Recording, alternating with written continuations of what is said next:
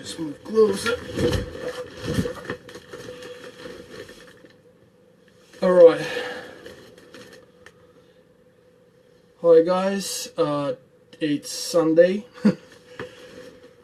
1st of January 2017, and in the last couple of months I've done a couple of videos trying to work out the reasons for like Trump election, for Brexit, things like this. And I thought, for a while in one of those videos I talked about people from the left not providing any new ideas to the world.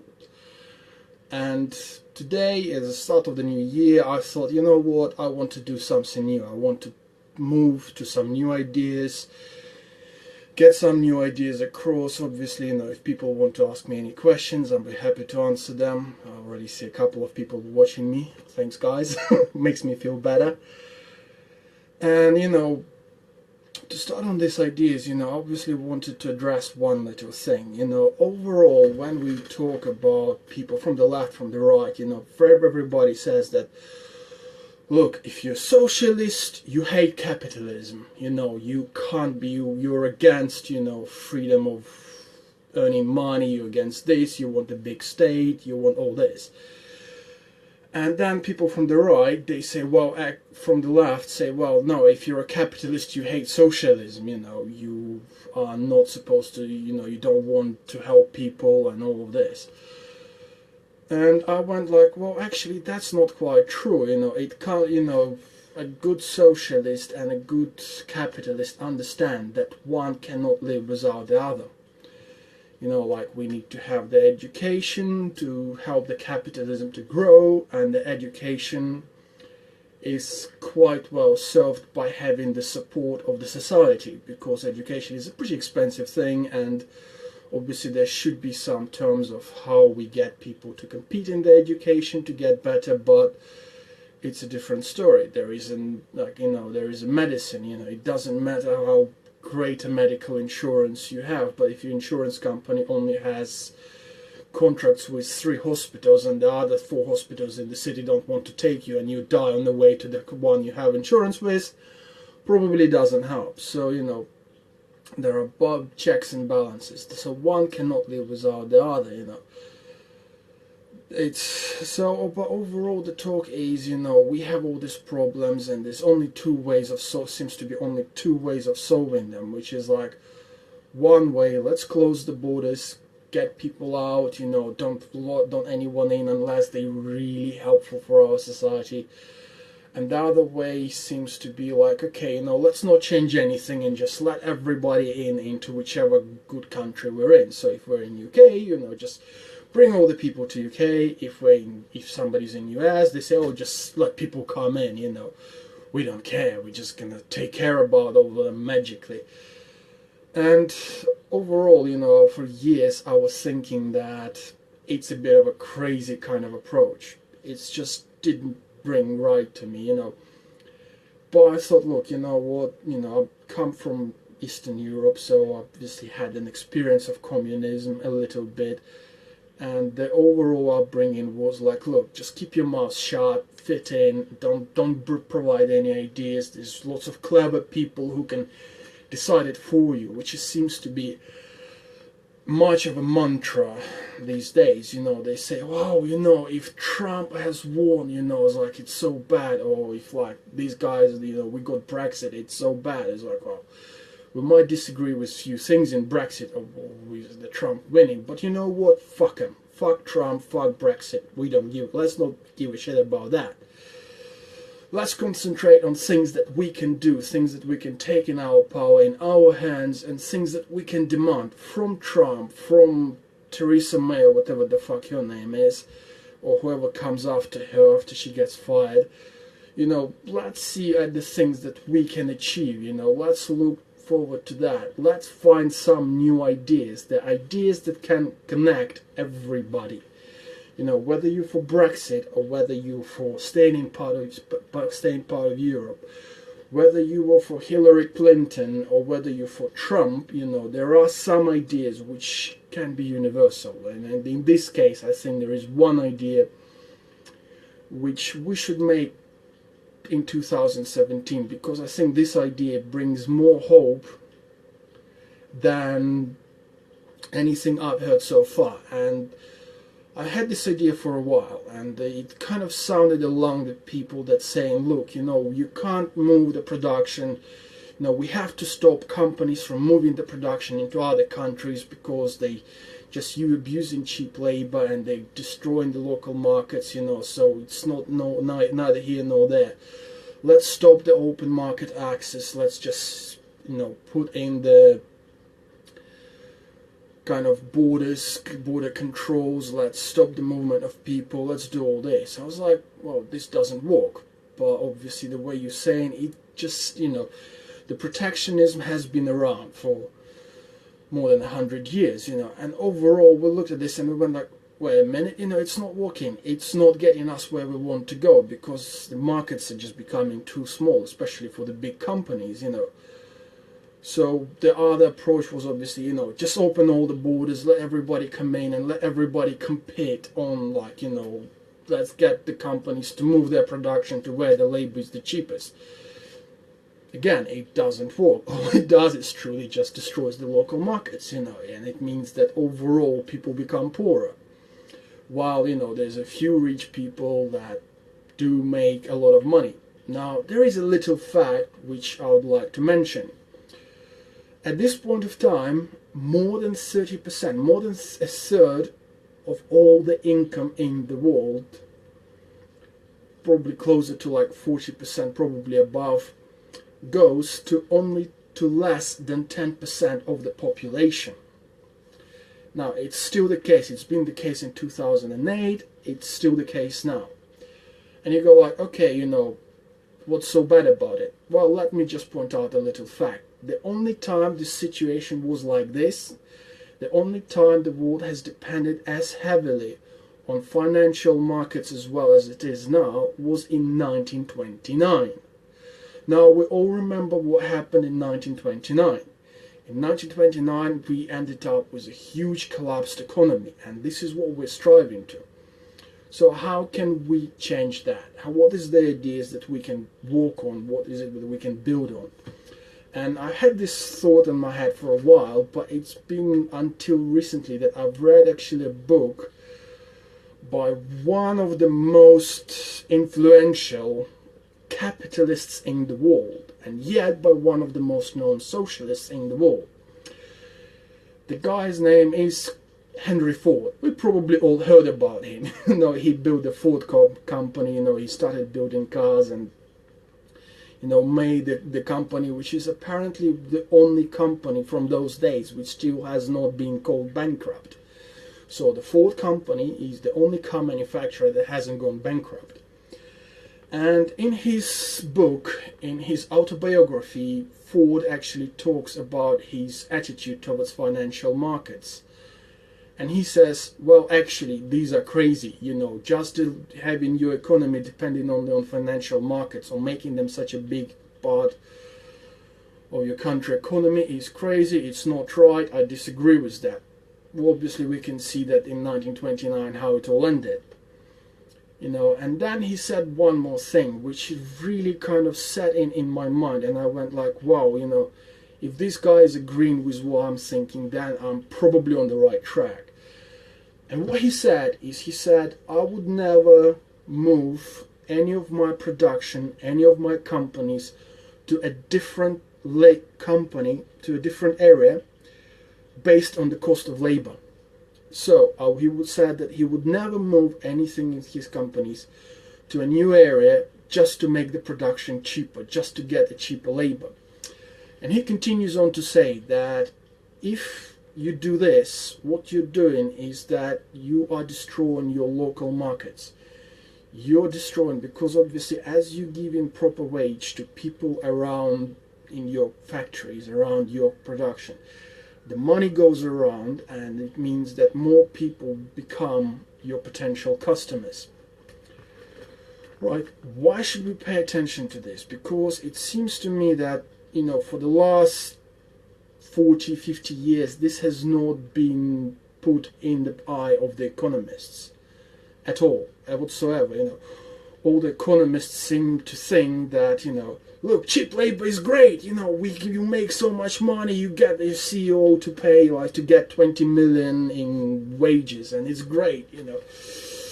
And they don't want to change the tune. And the problem is that for them to change the tune would mean to say that they're wrong, and they don't want to say that they're wrong. And the same people that said those things that don't work, and you can see them don't work, they now teach the people who then end up being on the right, on the left of the argument. And they've been taught by the same people, so they continue going to the same mantras. It's either all socialist and it's either all capitalist. They don't seem to say, look, there is a middle. The big state, we don't want a very big state. We want a state which controls certain areas of life, like a minimum wage, like a basic income, obviously the state which supports the medicine. But we also want the states which, while controlling the minimum income, and things like this, gives the companies the opportunity to grow and develop. So, because obviously growth and development means more people employed, and it means more taxes for the state to take care about the things they have to take care about. When you have a country where, more than 30% of the population is employed by the state to run programs to help another 20% of the country that cannot find a job, it's not a viable economy. So we need the capitalism to create jobs, but we need the state to control the situation. And so people say, okay, let's just close away from the cheap markets, from the markets with cheap labor, and make the companies produce in the local area, which is what been said by Trump, actually. If I remember correctly, he said, look, if the car manufacturers are going to move their production to, let's say, Mexico to benefit from the cheap labor, what he said he's going to do is he's going to increase the import tax by like 35%. So just to offset that cheap labor. And he said, okay, I'm just going to do that, so you're going to have to come back to US. And I disagree with him. I actually think his approach is fundamentally wrong. For us, for a society, if we want to develop, if we want to continue growing, if we want to continue improving, if we want to have people coming in from all over, and exchanging ideas, we don't need to close ourselves off. As a matter of fact, we have to say one simple thing. Any company from anywhere in the world can come into our market and trade into our market under one condition, and one condition only. And this is the condition which has been made up in Britain for a few years ago, which was called a minimum wage. Well, we should say to them, look guys, you can come in here, but you can only come and trade in our market if you're creating a market for our companies to trade in your area. So if there is a big corporation like Apple, which has got 2,000 people working in China, making less than 5 quid a day, or no, they think that they've increased their wages recently, but not by much, making just about enough to survive and to buy some Chinese goods. If we have this company that wants to sell their iPhones in Europe, in US at 500 quid or $600 for a set, we should tell to them, well, actually, you know what, guys, why don't you start paying your stuff in China, the 2,000 people that work in there for very low wages, why don't you start to paying them a set minimum wage, let's say, I don't know, €8 an hour, right? Let's limit it, €8 an hour, which is like a couple of euros less than they would pay if they produced the phones in France. It's a fair wage, And people would say, okay, wow, how will this influence us? Because obviously, Apple will start complaining, and who should be interested in Apple paying that €8 an hour? I'll tell you who. Outside myself, outside, some guy who makes some little production company which he wants to sell in China, but he can't because people in China can't afford to buy the things he makes, because he has to pay his workers like £8-9 an hour, which is more than €8 and €9 an hour. But still, he has to pay them, and then he has to pay to deliver stuff to China, and it kind of becomes crazy. He goes like, well, I can't afford to sell to China. But except this guy, who should be interested in Apple paying those 2,000 people a particular minimum wage? Well, actually, the guy from the CEO of BMW should be interested in paying a proper wage, because these 2,000 people become his potential customers. They go like, okay, if I work hard, I don't have to buy a fake car, cheap fake car. I can actually work hard, put some money away, and I can buy a proper BMW. And they'll be interested in that. Who else should be interested? I don't know. The guy who runs Tesla, for example. He should be interested in Apple or PepsiCo or Coca-Cola or any other big hotel network paying a certain minimum wage around the world. Why? Because the people will then be more available. They will have the cash to go and buy the Tesla.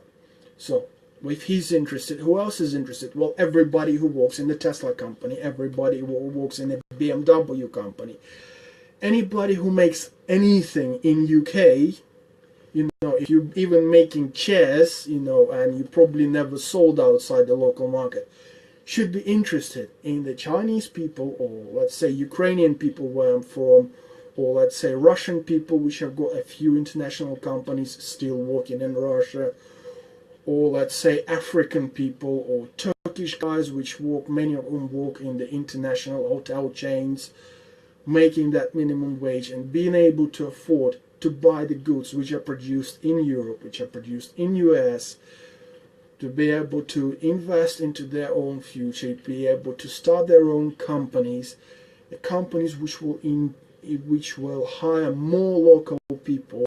Again, because the big companies will start paying a certain minimum wage, it will drive the wage increase across a whole sectors of economy, which would overall create the demand for the goods which are produced in Europe, in US, anywhere else. But okay, let's not talk about the world. Let's just talk about European Union. Now, the minimum wage in UK at the moment is like £7.20 an hour. The minimum wage in France is closer to €10. The minimum wage in Germany is again around €9 to €10. The minimum wage in Holland, as far as I remember, is again kind of creeping up to like €10 an hour. A minimum wage in Poland does not exist. So there's the companies which go like, they start moving their production from UK, from Germany to Poland, to Czech Republic, somewhere where they can hire people making things at less than half the price. So they get it for 1/3 of the price. So instead of hiring somebody to make things in UK for, I don't know, paying them £12-15 an hour, they will hire somebody in Czech Republic for £3-4 an hour, if that. And obviously the guy in Czech Republic will be happy because he gets the £3-4 an hour. But overall, even with the fact that the Czech living in Czech Republic is a bit cheaper than living in UK, overall he's not going to be able to afford a BMW. He was not going to be able to afford, I don't know, a Jaguar, or a Land Rover. He's not going to be sitting there and thinking, what, if I get my stuff together, if I work hard, if I save up hard, I can go and buy this nice British-made car. Yes, he's not going to buy the top-of-the-range Jaguar, but he might say, look, I love Jaguars, these are great cars, and they are, by all means. But he's not going to be able to sit down and say, look, I want to afford a Jaguar, I can spend a year saving and then I can make a dream of my life come true. I can buy myself a Jaguar. He can't at the moment. The only people who can do this in Czech Republic are about 3% of the population who run big businesses or something like this, you know. Now, there's other companies who will have their offices in Czech Republic. So how they're moving their businesses into Czech Republic influence overall the situation, let's say in UK? Well, just giving you an example, there's a company which is called Eaton MEM. Now, this is a company which produces switchboards, power switchboards. So if you live in a multi-storied building, you will probably gonna have an Eaton MEM switchboard sitting somewhere in the house, controlling all the lights, all the electricity in your building. Right, and what the MEM done, well, they got taken over by Americans a few years back. Why do I know this situation? Well, you know, I do know somebody who used to work in the company. And what they did, what the Americans did straight away is they said, look, we're gonna move the production from UK, so from the local base, we're gonna move it to Czech Republic. That's what they did. They moved it and they said, look, you know, this is gonna save us, you know, thousands, hundreds of thousands a month, a year. You know, I'm not 100% sure. What happened next is they started losing a lot more business. Why did it happen? Because obviously there's issues where you have requirements in English and then you have to explain them to Czech, you know, production team, which I'm sure they're very intelligent. Many of them speak 2-3 languages. But let's be honest, being a native speaker and being somebody who learned English but has not spent 10 years in England talking this language, it's a big difference. So they started having issues with the stuff that was coming out of the factory in Czech Republic. And then the customers started to complain, saying, look, you know, the stuff you're sending us is not entirely right. And instead of having the factory, which is right in England, which is right there, they had to send the boards, the products back to Czech Republic, and they had somebody else to sit there, work out the problems, not always completely right, and they had to repeat this process. And instead of the process taking 5-6 days, it was taking 5-6 weeks. And many of their customers were starting to complain. They started ordering less. They started looking for other sources of switchboards. You know, the company started losing business. What also happened was the fact that the company started losing the salespeople, because the salespeople were going, look, you know what, we can't deal with that. You know, we put in so much time and we're starting to lose our wages, our bonuses, you know, and the company's getting less profit. So what they also did is they fired some of the salespeople and gave bigger targets to their existing ones. And overall, they started losing, you know, the staff, and people were leaving the company. Somebody left, you know, because they were feeling like, you know, we're doing all the work, but because of all the problems with the production not being on the spot, we're losing the business, we're losing the money. But what also this did is the fact that MEM has fired the local staff, you know, the local manufacturing staff. They lost jobs.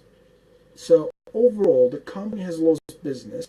It has not created any new markets because the staff in Czech Republic was not making that much money, and they destroyed the local markets. Again, who should be interested in that? Well, actually, about 80% of the big companies in the world, in UK, the ones that trade in UK, should be interested in that. Because if people lose jobs, this means they don't go and buy the new expensive phone, or they don't go and buy the new car, they don't go and buy the, I don't know, a new set of furniture they were thinking about buying, like, you know, 3 months ago. Now they've lost the job, they're not going to go and buy it. Obviously, a lot of furniture they were buying was produced in Europe, but now they can't go. They can't go to the local, like, wood maker and order him a new bed. The one they thought, you know, they're gonna have a supersized bed for this, they just married, you know, they said, we're gonna have And we're married, we want to treat ourselves, we want to buy a size bed with a size mattress. Well, now they can't because somebody of them got fired. So again, the demand of the minimum wage all across the board, if everybody turns around and says to all the companies saying, look, we want you, if you want to trade in our markets, if you want to trade in Europe, you want to trade in US, you have to pay the minimum wage all over. Why does it do it? Well, because once we have a minimum wage all over, this means more and more people can buy the products, our products, the things we make, the things we make. I have a friend who makes swords in Brighton right now. He employs a couple of people, always complains he doesn't have time to go drink beer, always complains that, he's so tired and, always busy. And the last time we played basketball with him, for example, was like 2 years ago. But he sometimes does offend him, as he's a sword maker. But, his products are being very niche products, so fair enough. But if more people could afford his swords, I'm sure he could grow his business. In Brighton, he could hire another 3 people, he could increase his area, because there would be people from China, people from, Ukraine, people from, like I say, Russia, people from Turkey. There's a lot of interest in his product, but people cannot afford to buy it because they just don't make the money. Okay, so let me talk a little bit about a country which is like where I'm from, Ukraine. Let's say there's a big companies in there, PepsiCo, Coca-Cola. There's a few manufacturers that produce things from natural plants, because the food production companies which are started their factories in Ukraine. There's a few airlines which are walking in and out of Ukraine. There's a few other races. Let's say that the PepsiCo starts paying the Ukrainian staff a minimum wage of, let's say again, €8. Yep, it's gonna go for this. Now Ukraine has got a population of over 40 million people, which are sitting right on the border with the EU. And they are very interested in buying lots of products which are made in EU. There's plenty of guys there who like, again, the old good BMW. In England, people start losing interest in buying there. It's something that guys like. They like the Mercedes. And again, they would like to go and buy some products, that people are making here, but so they will also like to sell some products here. Okay, got a question. Love the idea, but will it not increase prices for us simple consumers?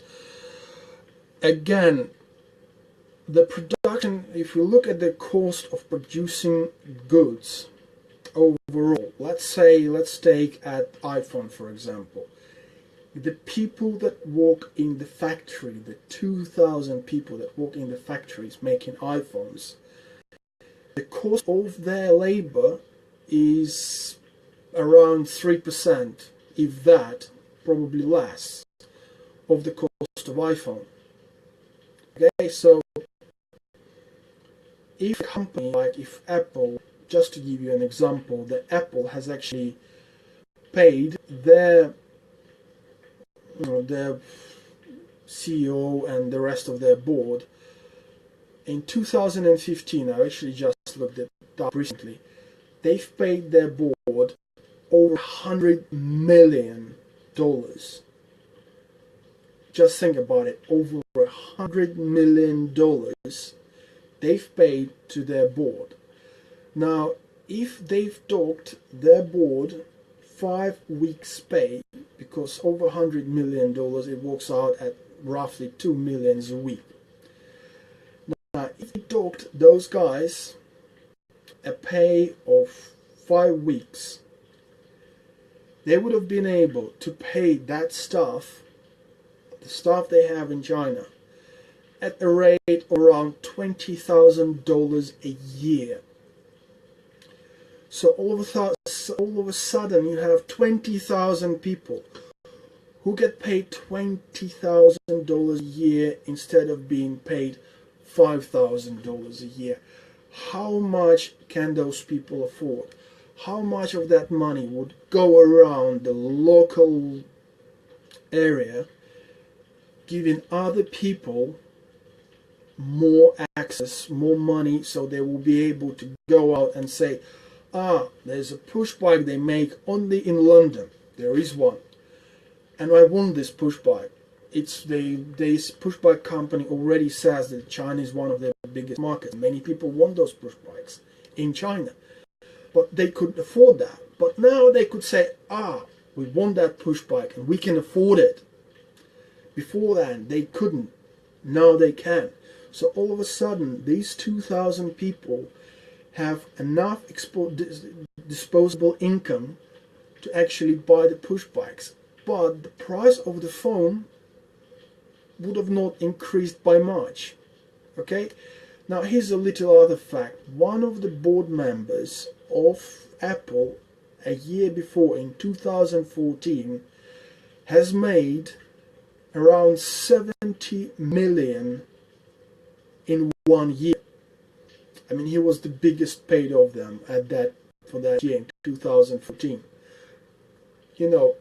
Again, the CEO, this is coming back to what I said at the start of the video, that at this point of time we have more than 1/3 of the world income. So the money people receive around the world, more than 1/3 adds up in the pockets of less than 2%. The only time we had this similar situation in the recorded kind of financial history after the Industrial Revolution was in 1929. We can all remember what the next few years brought. The worldwide recession, complete collapse of financial markets, and the rise of Hitler and Mussolini. Is this what we want? Okay, so the problem is that as CEOs of many companies, they get so much that, to be honest, by docking their wage by, let's say, 10%, could pay wages for hundreds, if not thousands of people at an incredible rate, at the rate of like 25,000-30,000 pounds a year, or dollars a year, And fair enough, in UK or US, again, having those wages, having that production in here, would have created more other jobs. As a matter of fact, there was this idea in Soviet Union, which again not been talked much about, but again something which comes back to the book by Henry Ford, where he says that by moving your production to the cheaper area, you destroy your markets. In the Soviet Union, they had this idea which was called like, loosely translated, would mean a city forming enterprise.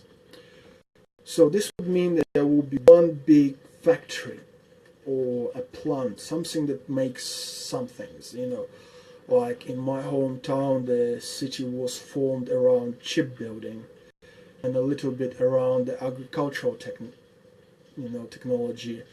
But mostly the city was formed around the shipbuilding enterprises, right? They had ship repair plant, shipbuilding factory. They were paying the wages to the factory workers, and overall it formed the consumer ring for other businesses, for schools, for hospitals, for shops, for other smaller enterprises which have been paying the wage. Again, good question. If Apple cuts your wage, surely another giant company might lure the best bosses to join them instead. See, the point is that at this point of time, most of the people in charge of, let's say, Apple, they have a vested interest in shareholdings and things like this. That's one thing. Another thing is, by cutting the CEO wage and creating bigger markets for themselves, overall, the company creates bigger flow of money, bigger ring of consumers, hence they can actually overall increase their sales to their local markets, because again, when somebody has 20,000 instead of 5,000, they can afford an iPhone. If they have only 5,000 a year, they can only afford a cheap knockoff. That's pretty simple. But if you can't afford an iPhone or a cheap knockoff, which one would you prefer? I mean, I would probably prefer an iPhone simply because it has good infrastructure behind it. And many people will prefer an iPhone. So they could increase their sales exponentially by cutting their CEOs. As a matter of fact, their CEO is one of the least paid members of their board. He only made 10 million. Everybody else made 25 plus. But they would create a consumption, more higher consumption for their goods.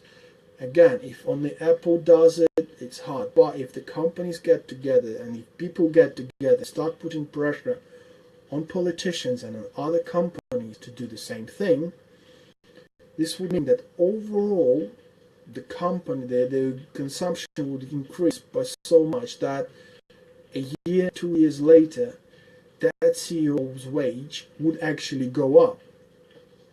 The sales would increase, the wages would go up for everybody by simply creating a bigger consumer, more consumers, by paying higher wage to their staff.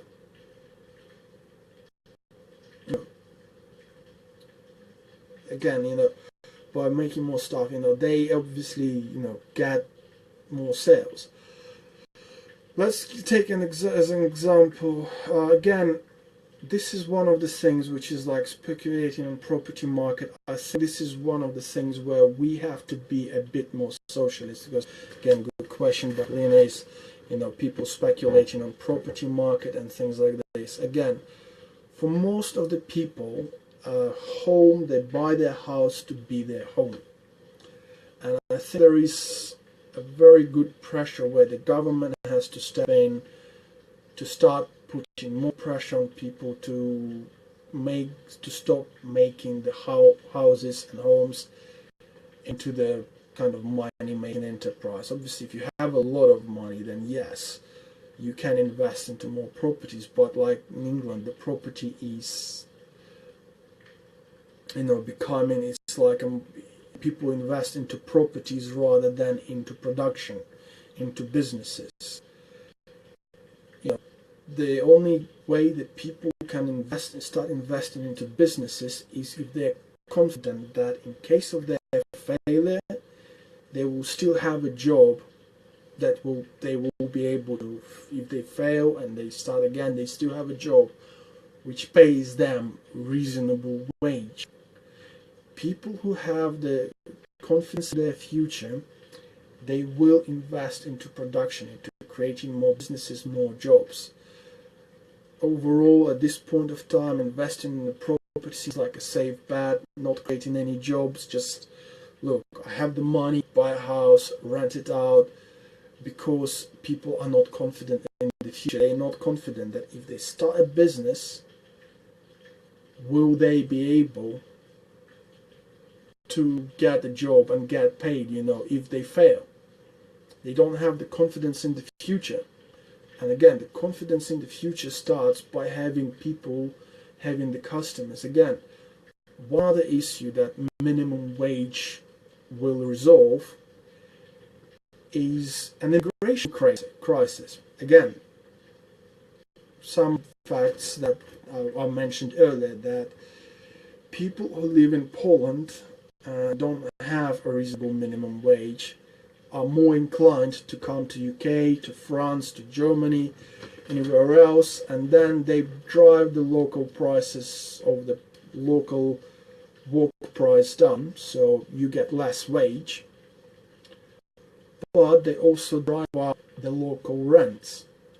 And as the rents have been driven up, the property becomes that kind of good way of investing money, because you've invested money, you bought the property, and you rent it out, and there's a pressure on the local markets. If the wage is reasonably equal, let's say just around the European Union, just creating that part in European Union would mean that many people will not have to move to UK. They will be making money in their local area, and this will drive the pressure onto the rent down. This means that investing into like property manipulation will become less profitable. It means that the rent is gonna fall. So unless you're a house owner, unless you bought at the top of the market, if you're actually renting your property, you are gonna win. Even if the price of an iPhone is gonna go up by 20 quid, overall you're gonna win, because you're gonna win on the cost of property. I mean, the rents in England are insane. At least in the south of England, we all know that. So the property will stop being such a big pressure on the market, on the prices, on your budget, because if the wages that are paid all over Europe are vaguely the same, they don't have to be the same, but are vaguely the same, and allow the people a comfort of living in their own country, then we can have that. We can have the traveling between the country. We can have immigration. We can say, yes, okay, you know what, we don't care about European Union. We don't want part to be the Union, but we can afford the immigration policies. We can afford an open border, because the people in Poland, the people from Poland that come to live in England, they want to come here to learn the culture. They want to be part of that culture, because they want to travel, they want to research new cultures, they want to build their new homes again. If people are confident about their future, if the wages they get are good enough, they're not going to be as obsessed about saving every penny. Again, this means they're going to buy more products. This means they're going to be more interested in, building up, trying new things, going traveling, so we'll have more Chinese tourists coming here. We'll have more people being able to say, well, actually, I want to go to China and maybe even find a job and spend a year living there. Obviously walking, learning the culture, becoming, aware of how they live. Try going to China now. Yes, as a Western specialist, you probably might get a better job, but try going to China and working in a tea shop. You'll be lucky to make enough for the ticket back home. You're not going to be having a very comfortable way of life there, And that's gonna, if you can have the minimum wage around the world. So this is the pressure we have. Let's say, let's speak about not Apple. Let's speak about Samsung. Now, the Samsung has lots of production which is made in China. Again, as far as I remember, Samsung is Korean or Japanese. But who are the people that are interested in Samsung? Let's say they're Japanese. Okay, who will be interested in people who are the big companies? I'm not speaking the small companies. I'm talking about big businesses. Samsung employs thousands and thousands of people on their production lines in China. Who are the big companies that are interested in Samsung paying proper wages in China? Or Sony makes a lot of production in China. Again, who are the people that are interested in... Okay, do remember that if poor countries workers drive every day ever faster. The thing is again, the costs, again, they balance out. Because you get the kind of money coming in from the big companies, obviously, but the cost from the local production, the cost will equal out to European. So let's say a piece of meat is going to cost them, then it's going to start costing overall over time.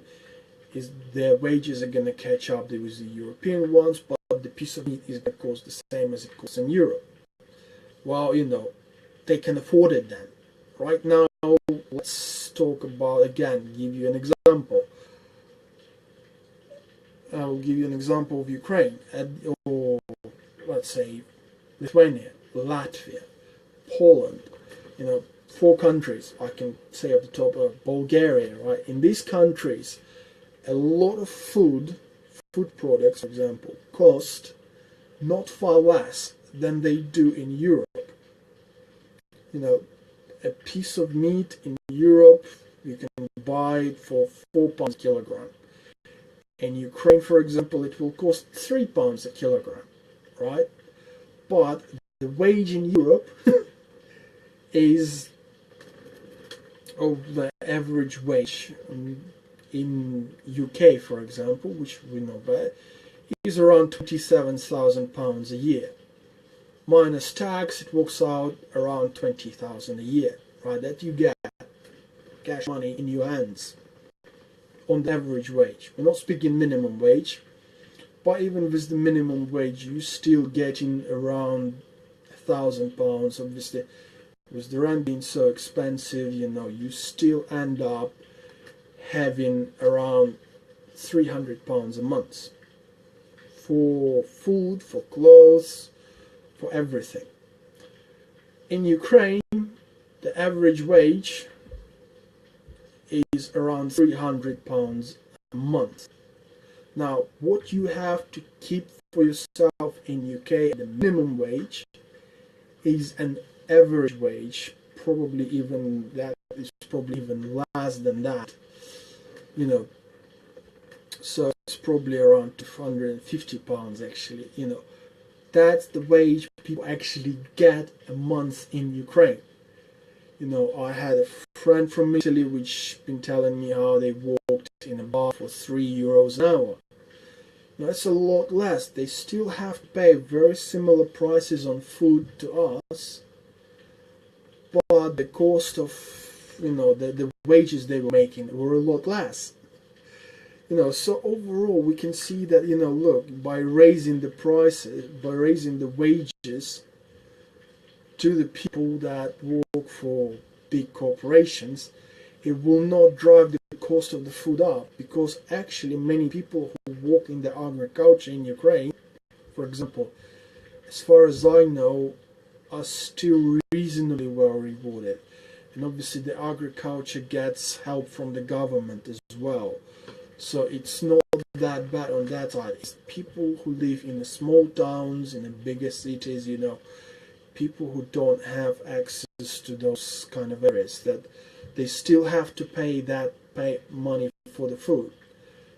So yes, Chinese get their food a bit cheaper right now, but that's because, there is so much they can pay, and the government obviously doesn't want subsidies in there. So paying higher wage is not going to drive the cost of living up as much.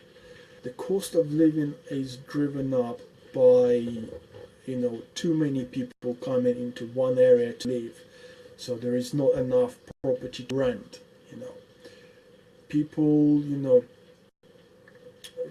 people having to compete for that sort of limited area of space. That what drives up the cost of living, The biggest cost of living rise in the UK over the last few years was the cost of rent. Yes, the goods have gone up in price, but they would not have gone as high up if the cost of rent were not driving them up, because the most driver of the cost in many products is having to rent the space to store them. If there wasn't that pressures there, having to pay for delivery, again, cost of petrol, which is, again, in UK is through the roof, you know, cost a few other things. If you take them into account, the cost of labor, again, for many products, except the kind of things which are really kind of low down the additional cost scale, so like, let's say, the growing of the weeds, even then the cost of labor is minuscule compared to the rest of the costs, like petrol, like, I don't know, buying the tractors and, you know, having them serviced all the time. That's what brings is the biggest cost, you know, to the farmer. It's not the cost of labor, because he can, you know, a modern farmer can walk on huge areas with only 3 people working there, so he can afford to pay these people a proper wage, you know. Again, in China, in any other country, the cost of food is hardly going to grow anymore, just based on the cost of labor. Obviously, people will be able to buy more food, so this means that the farmers actually will be better off. Because in UK we have this situation where farmers quite often have to throw away half of their crops because they overproduce. They cannot send these crops off to China because obviously it will make crops too expensive for the Chinese to buy. But they overproduce. They grow so many apples, and then the people come in from supermarkets and say, look, you know, we don't like this, we don't like that. We just gonna get this, and this, and the rest of it you can do with it whichever you want. They don't buy those goods, so the farmers end up putting half of their crops into the ground. It's a bit insane, you know. There's plenty of people now who are trying to buy those crops off them, or just get them off of them and just send to the starving countries trying to feed the people. The half of the food that is actually on our supermarket shelves goes into the landfill because it goes out of date. Again, you know, that's where a lot of extra costs of the food come. So again, having people that will be willing to buy that food in China, make it worthwhile to deliver it there, would actually drive the cost of the food down. As crazy as it sounds. So having a proper wage around the world, you know, this is the kind of, if we want to move to the future, this is the pressure that should be made. Getting the minimum wage out there, getting the people paid properly, and let me come back to what I was saying, that what if some who would be interested in a Japanese company like Sony, Samsung, you know, the electronic manufacturers, paying a proper wage to their employees in China? Well, the biggest companies that will be interested in this would be Toyota, okay? I don't know, Subaru, Mitsubishi, you know, just to name the car manufacturers. Why would they be interested? Because recently all those companies were talking about moving their production from Japan to China because they have to save on the cost of labor if they want to enter the Chinese market, you know, and if they want to sell to the local people as well, because they say, look, we're trying to compete with all those cheap companies. If the cost of labor in the China is becoming closer to the cost of labor in Japan, it creates a new market for those big car manufacturers to send their cars to China. So instead of competing for a small Japanese market or for a saturated European market or American market, they would have another nearly a billion people over the next 5 years who would be interested in buying their cars. And obviously many of those people, because they do listen to what their government tells them, and if their government says to them, look, the only way you can buy cars if those are electric cars, for example, or the new very economical cars, then those people will all be interested in buying the top of the line, the newest cars, the best cars, you know. more companies to less. The thing is, again, Polina is asking good. If some country implements this worldwide minimum wage rule, surely more and more companies will relocate to less restrictive country. The thing is we're telling them, look, if you want to trade in our markets, we don't care where you are based. So if European Union, UK and US, if the people of these three places turn around and say to their governments and to their countries and start pushing this one idea which has been created by, not by me, but by Henry Ford. Henry Ford, we can respect him, who would say that he would not move his production anywhere unless it was, not based on cost of labor.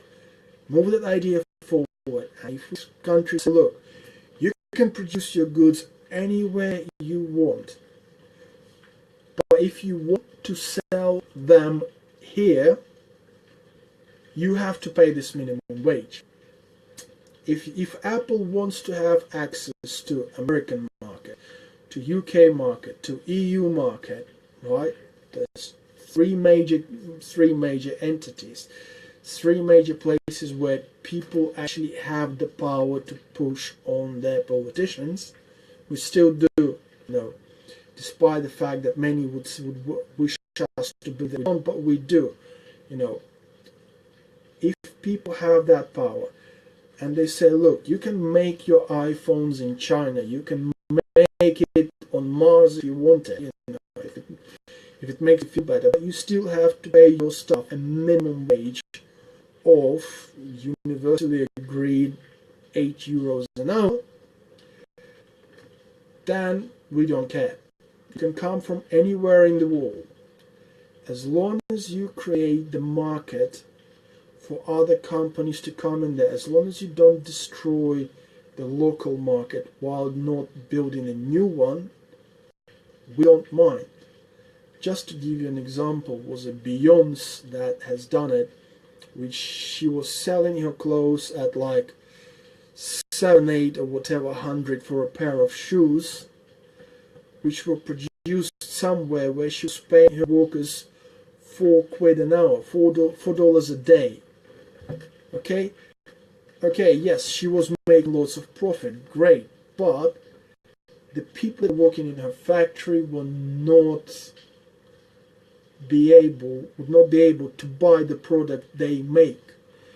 If the people in your factory cannot buy the product they make, especially when it comes to clothes, we're not speaking about something like, really expensive like spaceships, If we're speaking about clothes, and if people that work in the factory which makes clothes cannot afford to pay the retail price for those clothes, then we have a problem.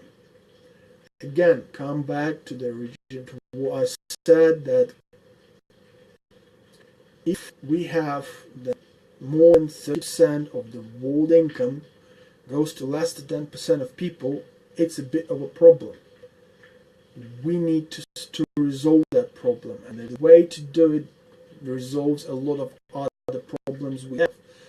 It resolves our immigration crisis, because many of the companies, like say hotels, like say some production companies that make stuff, and they buy natural resources, like they produce natural resources in Africa, wherever. Many of those companies will be able to pay, if they pay those minimum wages in Africa, in Asia, in Middle East, all over those poor countries. This means that the people overall, we don't get as many people wanting to move here, because they have a source of income in their own countries. Okay, again, Polina is questioning me again, and it's the right one. Okay, in this case, if I was a CEO of a company, I would decide against moving factories abroad. In a few years' time, there is obviously danger of companies not moving abroad. again, there is this thing, why does everybody want the open market? Right? Again, because when people talked about open markets, they talked about having access to more shoppers. It's one thing. Second thing is the workforce in around Europe and around US is limited. Right? So sooner or later the companies have to move somewhere. There is so much workforce they have, and it's limited resource, and they cannot keep on bringing people here because it just becomes, again, unviable over the time. So the companies will move their production to other places. They will move things that don't require maybe such a big infrastructure investment into other places as probably building new factories. But overall, a lot of stuff is going to move to other countries. Some of the stuff, especially with the modern world where there is a lot of jobs which are kind of based around internet, having the connection to the internet. Again, these jobs quite often they cannot find the right staff for that in the local areas. So a lot of those jobs could go to those countries. For example, actually the company we both with Spelina worked for, which was Axiom, they had a lot of their data processing done in one of the Asian countries. So again, those countries, if those people were paid the proper wage, maybe there wasn't as many of them as we'd like to, but if they were paid proper wage, they would have drive the local markets up. Again, when people speak about countries, when many people speak about developed countries, they do make a mistake of believing that it's only US and European Union. Well, there is Japan, there is Korea. South Korea is a very strong driving force. There's a couple of other little places in, for example, Asia. There's Australia, which does not have such a huge population, and it does, produce a lot of stuff, but some of the stuff they could quite happily move out to the South Asia, and if they pay a proper wage around the world, then it would obviously create bigger shopping power in those countries, and then it would make it viable for the companies to open new factories to deal specifically with their markets. So yes, you can have a production factory of like iPhones in US or in Europe, great. But over time, as the markets expand over there, because there's more money becomes available to the people on the place, it becomes viable to start building factories in the local areas. Let's have example of Ford as a company. They did start in the US, but they did move a lot of their production to Europe. They make new cars in Europe. Why? Because it saves them the time to have to build the cars only in US, but then it saves them the cost of having to move the cars, load them on the ship, and bring them all the way to Europe. No, they actually say, look, we can make those cars in Europe. Some cars are made in Spain, some in England. Same thing happens if some companies start moving outsourcing some of their stuff to Mexico. Mexico becomes a market. It stops being something which just drives the money off, sucks it out, but does not produce any market. Mexico becomes a new market, and then it becomes worthwhile for many companies to open local production, thus driving the market further, creating new customers. Minimum wages are coming there, and they come in there through many ways. Let's say many of us like to travel. Now there's plenty of big hotel chains which have their hotels all over Europe, Then they will go to Turkey. They will have the hotels in Thailand, Taiwan. You know, they have hotels in China, in Mexico, everywhere. And if you look around, the cost of the hotel room in most of these places is very similar. It will be around, let's say, I don't know, Holiday Inn. It will be around from 60 to 90 pounds or euros a day, right? But the wages which they pay in UK and the wages they pay in, let's say, Poland are very different. So you have to say, well, wait a minute, you know, if this company was paying a proper wage in Poland, they would obviously not lose too much money because they pay the same wage in UK. But them Holiday Inn overall around Poland or around some other countries like this would employ thousands of people. And those thousands of people would be able to buy more goods. They'll be able to afford a lot more. And then it would make it worthwhile for some company that does something else to move some of their business into Poland and start making things in Poland, because the things will be right in the market, thus creating bigger market. So this is what I'm saying is, if we go down this route of not kind of moving the production based only on the cost of labor, start pushing for the governments, for the companies to start paying that fair wage, that minimum wage. Let's just not go to just outside around the world. Let's have UK run in front of the Europe. Anybody who's pro-Brexit, against Brexit, let's give Theresa May her whatever she wants to do, you know. Let's just put the pressure on them to say, look, we're willing to stay in a single market, we're willing to have the freedom of movement. We fully agree with you, you know. But we want to have that minimum wage enforced around Europe within the next three years. Right? We want to have the markets in the Europe which will buy our cars, which will buy Jaguars, which will buy, I don't know, Aston Martins, which will buy the TVRs, which is a crazy car. They don't make them anymore. I think that they building a new model, but again, the TVR is a very limited market. But we want people to go, let's say, oh, this is a British car, it's a great car, and we have the money to buy it. Okay, let's make sure that the people in Poland can make enough for their living so that they don't have to come to UK, leave, and then leave like 5-6 people in the room working for UK, not creating, like, not becoming part of the society, simply just driving our wages down. Okay? The minimum wage is something the government can control. It can say, look, you know, this is where we can go.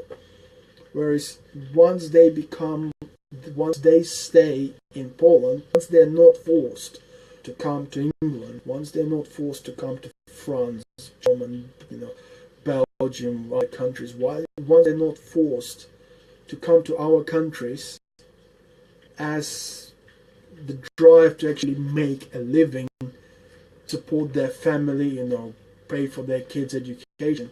If they can afford to come here just to learn the culture, you will find that our minimum wage is not actually being driven down. As a matter of fact, it will actually go up. Because then the businesses here will have a bigger market to sell to. And then the local cafes and shops will not be inundated with a bunch of people who are willing to work cash in hand for £5 an hour, because they don't live here. They come here, they get their £5 an hour, but they share 3 people, 4 people in the room. They will not be forced to do so. If we go the other way, if we say, look, just leave the borders open and let people come here to make their living, then it just kind of creates the situation where our minimum wage is driven down. because those people come in here and they still, by making £5 an hour, they're still making 2-3 times more of what they'd be making in Poland. Because they come here for 2-3 years, their only intention is to make a bit of cash. They're not intending on staying here. They're not intending on becoming part of the society. They want to make as much as they can and go away. So they're more than willing to work for this less than minimum wage, and they're more than willing to pay higher rent because there's three of them living in the room instead of one person, 6 of them renting a flat, rather than 1-2 people like a family that would be renting it in UK. Normally they're more than willing to pay higher prices because they still make more money. That's why our minimum wage is driven down. Introducing a minimum wage that will be enforced, let's say at least around European Union, yeah, would create a lot more customers for British businesses. It would mean that a lot less people are forced to look for better wages elsewhere. It means that the people that are coming to UK, or people that from UK that want to go to Spain or to Portugal or to even Poland or Czech Republic, very beautiful places. I've been there, I really loved it. They will not be doing this based on the money. They will be doing it based on their interest in actually joining the culture. Okay, that more people around the world can afford Jaguars, the more it will drive the price for everyone. Okay, and so you think that the more people actually, no, it won't, because overall, let's say the Jaguar will be more inclined. Actually, at the moment, the Jaguar is being owned by an Indian company, and yes, it might drive the cost of a particular car which is made only in Britain up. But overall, let's be honest, you can still afford, because it will allow you or me or anybody else to make a reasonable wage, not being afraid of the fact that the wages can go down. There will be jobs available as well, obviously, because the more customers, the more jobs there are.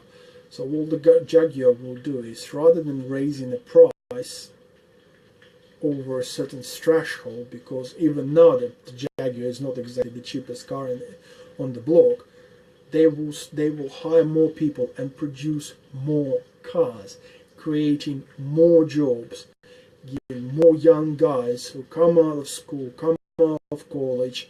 The Jaguar is going to be interested in hiring them and training them and teaching them and giving them a future. And then this again will create bigger markets for some of the Chinese companies to sell their stuff in UK, and some of the UK companies to sell their stuff in China, in Ukraine, in Russia. Because once the people get the security and they understand it, look, I'm getting so much money, this is how much it costs me to live, but I still have £600 or €600 a month left.